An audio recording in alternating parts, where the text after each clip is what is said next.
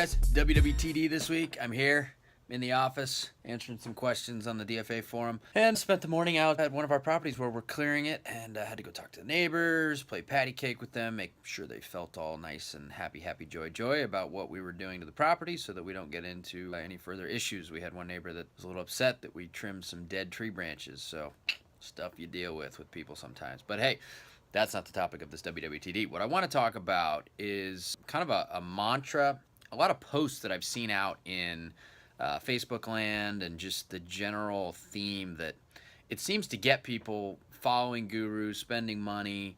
You know, it's kind of like the hot button, we'll call it. And so this whole idea behind automation, I've heard this word like so many times I just want to puke in my mouth every time I hear somebody bring it up. So automation is basically the, cheap way of saying building a business, right? I've seen a lot of people online say, I want to automate my business. I want to automate my wholesaling business. Okay, that's great. But what that really means is you want to build a real business, right? But unfortunately, there's a lot of guru talk out there, and then newer investors kind of, continue to just regurgitate that and call it automation, right? So what I've come to conclude is there's two types of people in this business. There are practitioners and there are dreamers. The practitioners are people like me. They're in the business most days, right? We're working, not necessarily in it, but on it. We're involved in it in one way, shape, or form. For me personally,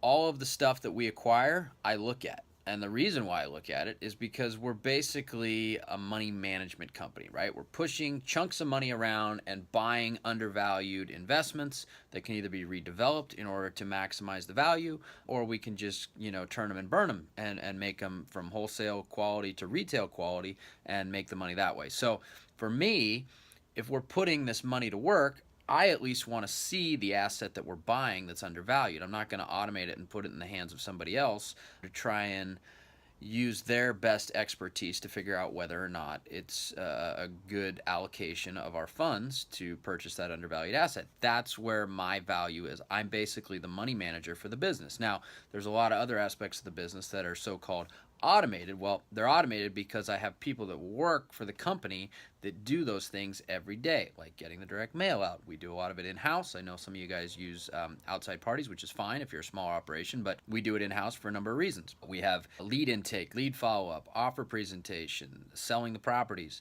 anything that's selling on a retail level. Obviously, I'm not doing it. Chris does it. He's got his license.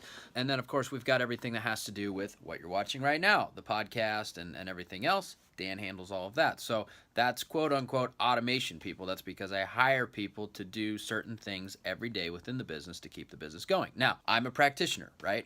I'm also involved in the business. I'm driving the ship, right? I'm the ship's captain. Just like any great company, there has to be a CEO, right? So that's generally the level you want to get to as a practitioner. Now, a lot of people talk bad about millennials, right? Millennials are entitled idiots for the most part. Well, not entirely true as a whole, but there are a lot of them that are entitled idiots. Well, there's also a lot of entitled idiots that are getting into this business, and I call them dreamers, right? They're the ones that take a lot of the guru stuff at their word, and they get into this business and they want to automate everything. They want to automate the mail, the lead intake, the lead follow-up, the offer presentation, selling your properties to your buyers on the wholesale side, which is crazy to me, but there's a lot of people that want to do that. So those are the dreamers, and those are the ones that they're not going to last in this business. They're just not. And the reason why is because they're trying to build a business based on a fictitious business model that doesn't stand the test of time. On a side note, there's a lot of people out there pushing consulting and selling information and whatnot right now, and I'm not bashing that side of the business because I think it's very important. But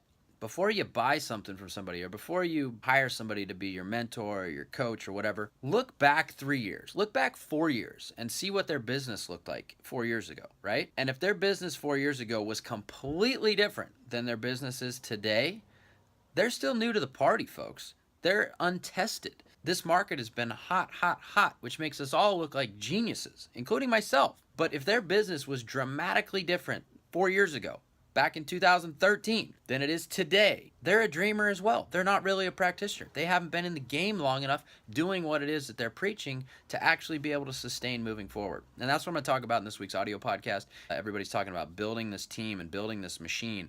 Well, the machine can get over the skis sometimes, and especially as we head into the next year, you got to be careful on the size of machine that you're building, that's for sure. But the point of this show is there's practitioners and there's dreamers. Which one are you going to be? Are you going to be the guy that abandons ship and just lets it drive itself because you want to automate everything? Or are you the guy that's going to stay in the business and you're going to be the CEO of your ship? And now if you're a solopreneur, you're doing a lot more of the mundane tasks until you can generate enough revenue to bring somebody on, to pay them to do the quote-unquote automation every day, the things that have to be done each and every day. Or are you the guy that's going to peace out and just, not be involved in your business at all, get it to a certain point and then peace out, right? If that's what you're going to do, your business isn't going to keep growing. It's going to stay stagnant and probably die because your culture is going to die as a company. You have to have somebody that's the visionary, that's constantly pushing things forward, making sure that you're making the right choices in terms of investment, where you're pushing that money around, what you're investing in. You have to be present. So if you've been sold that, bill of goods that you can automate everything and not be involved in your business, it's a bunch of horse shit, folks. It's a bunch of horse shit. And so as we head into the next downturn, a lot of these guys that are pushing that and a lot of these people that are adopting that, they're going to go bye-bye. And to be honest with you, I'm happy to see that coming around the corner, and it's going to happen. So you got to decide, are you a dreamer or are you a practitioner? And you got to adopt things that comes with each of those things. I would hope that you adopt the practitioner side because those are the guys that are going to sustain as we head into the next cycle. So that's this week's WWTD. As I always say, I may not walk on water, but I do walk on my own job sites. See you guys next week.